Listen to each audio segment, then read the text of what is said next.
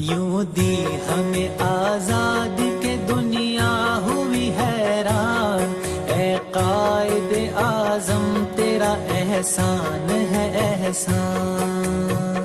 मुल्क भर के दीगर शहरों की तरह कश्मीर में भी मुहब्बे वतन पाकिस्तानी शहरियों की जानब से योम आज़ादी 14 अगस्त का दिन मनाने के लिए तैयारियां ज़ोर व शोर से जारी हैं।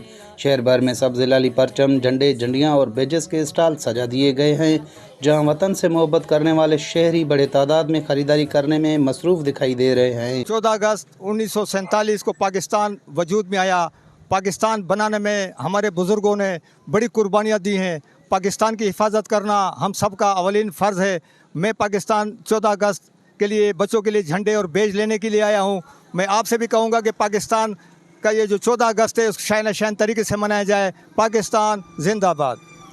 शुक्र अल्हम्दुलिल्लाह, ये दिन जो है ना, ये पंछी ने पंजरे बंद हो जाए, आज़ाद हो जाए। हम कायद आज़म मोहम्मद जना के शुक्रगुजार हैं जिन्होंने कुर्बानियाँ दी हैं, हमें आज़ादी का दिन मिला है।